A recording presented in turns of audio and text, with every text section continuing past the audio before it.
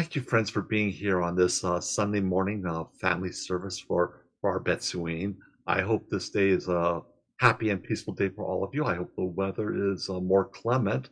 Right now, as I'm preparing this particular talk, I'm looking at the possibility of snow within the next couple of hours and everything. It's getting very, very chilly out where I'm at and everything. So it's a bit of a little excitement for my little part of the world. But rain or shine, however things go, we're here to be embraced by the Dharma, to hear the Dharma, to listen to it, and to find our meaning and direction in life from it and everything. So let me begin with words that you've already heard this morning, which I think is very, very crucial to what I want to talk about here. Um, Kimyo Muryo Junyo Rai Namu Fuka Shigiko. These are the words that Shinran Shonen starts his great poem, the Shoshinge. The meaning of these lines, of course, if you look in your service book, is I take refuge in the Nyorai of eternal life. Nyorai means the Tathagata, the one who is coming and going, who has been there and is going back to it. And the second line is, I take refuge in the light that surpasses all thought. Shinran, in writing the Kyogyo Shinsho, his great work, which we will hear more of as the year progresses, he has finished a section on practice. And in the textbooks of his time, it's all about our practice, how we meditate, how we visualize, whatever the practice of the school of Buddhism one belongs to. But Shinran has turned it all upside down. He's not talking about our practice, but the practice of the Buddha for us, to us.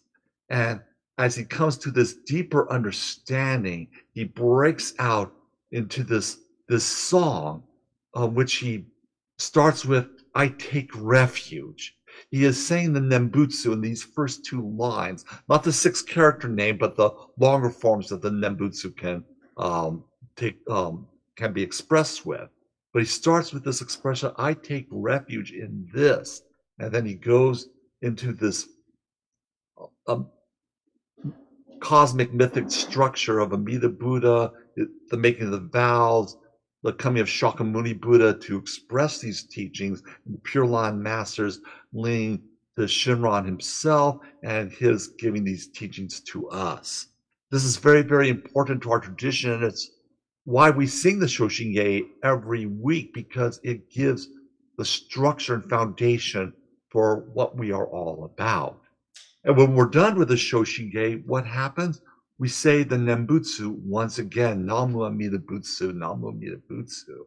And in the more traditional forms of this, the Nembutsu is wrapped around throughout the wasans that are recited after these poems, where Shinran is expressing the insights that he has given, that he is found within his heart and mind. And so you have Nembutsu in the wasan back and forth. That's very, very beautiful, but it's very complex chanting, which I'm sadly not very, very good at and everything, but I love to listen to and take to heart and everything. So this is foundational, this taking refuge. Namu Amida Butsu, Namu Amida Butsu. And then in our service, sometimes it happens after, but sometimes it takes place before, we do another act of taking refuge. And this is in the Bidana Tisarana, where we hear Namo Tassa Bhagavato, Arahato, Samu Sambuddhasa. I take refuge. I give honor to the exalted one, the holy one, the one who has become a Buddha. And then we say, Buddham Saranam Gacchami, Dhamma Saranam Gacchami, Sangam Saranam Gacchami. In all this, we can say, I take refuge, I bow to the Buddha, I take refuge and bow to the Dharma, I take refuge and bow to the Sangha. This is so much the heart of our Buddhism. Now, people will ask, well, what do Buddhists believe? What do they do? What do they think? So on and so on. In fact, I have a book here. I recommend this highly. It's called "What Makes You Not a Buddhist." It's a very thin book. It's written from a Tibetan expression, and I will say that if you hang around Buddhism long enough, you will come to understand all these various ideas and things that are within here. But I am a little troubled by the book in terms of the title. What if you don't come to an understanding of these things, or you have problems with some of it? What if you just began becoming a Buddhist and that's as far as you get and everything, or you pass away right after taking refuge and everything. Does that make you less of a Buddhist as opposed to one who knows all this stuff and everything? And I say no.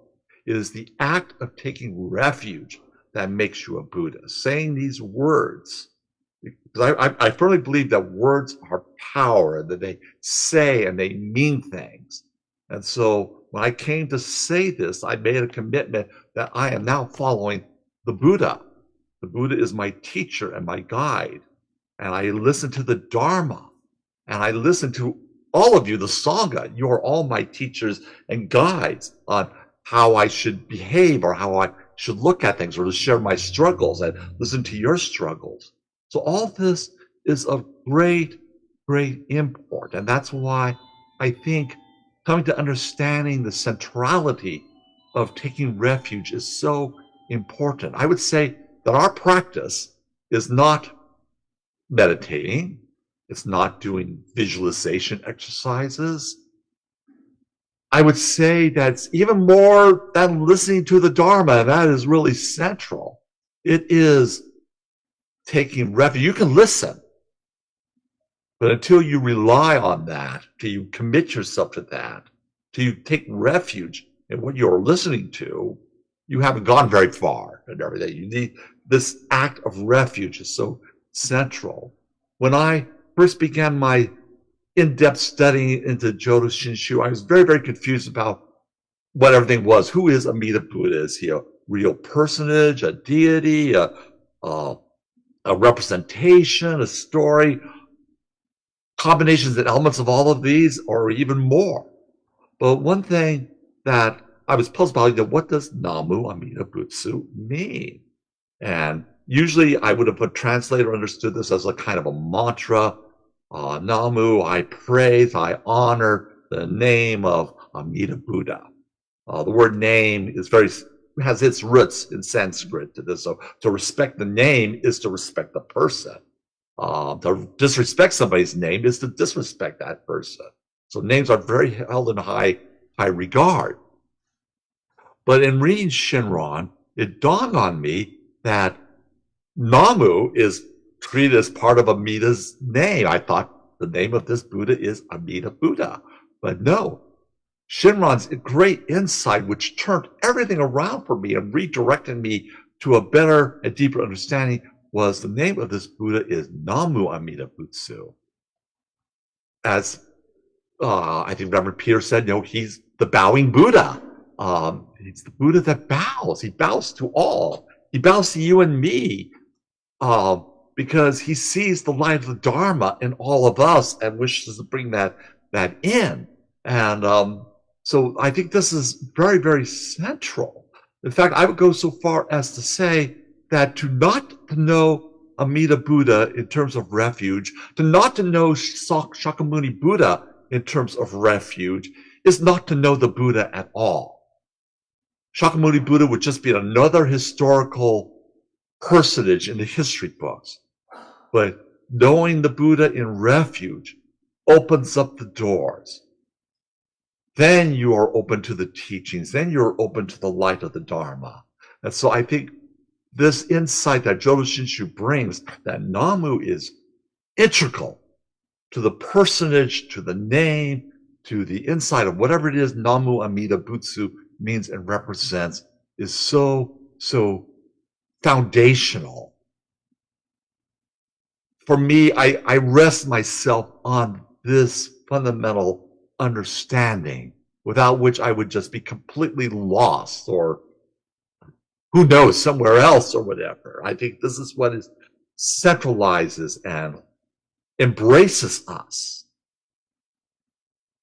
And so I think this is something we need to take to heart. And when I take it to heart, as I explore the import, and Shinran describes this in the Kyokyo Shinsho, you come to understand when you understand the import of what Namu Amida Butsu means, then you will get it. It's not just saying the words. We can all get a parrot and teach it to say Namu Amida Butsu. I don't think the parrot is a Buddha.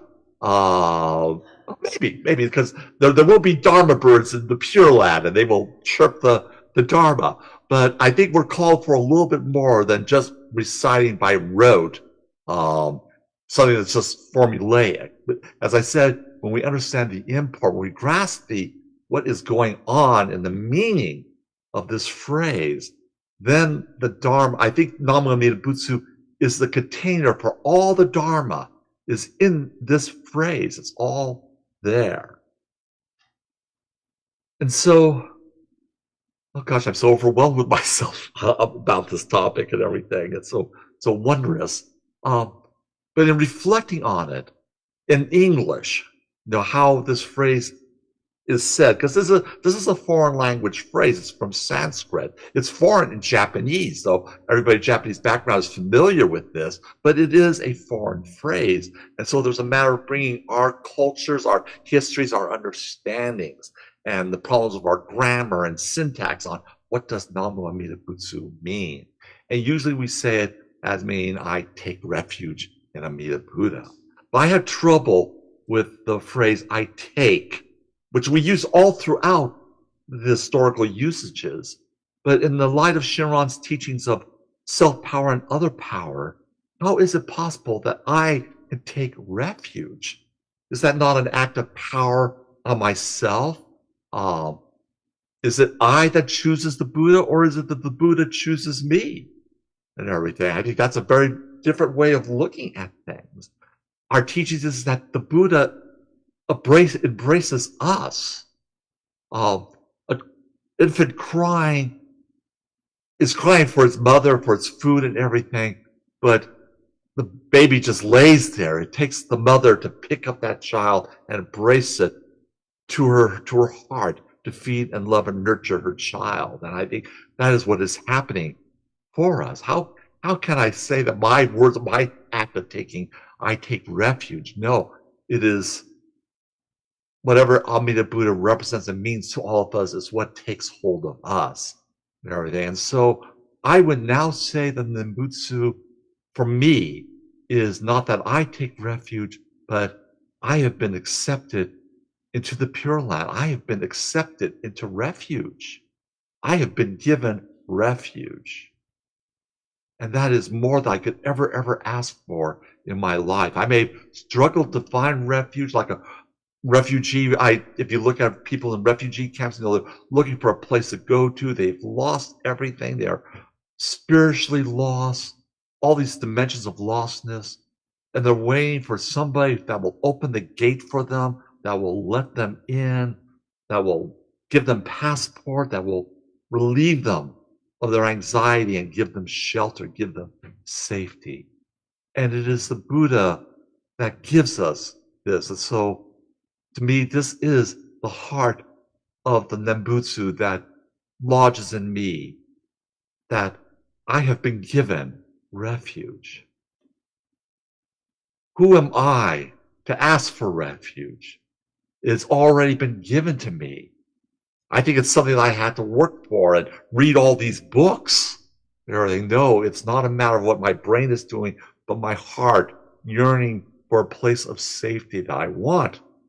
The safety that the Buddha provides, that the Dharma leads me to, and that the Sangha provides the sheltering walls of, and everything.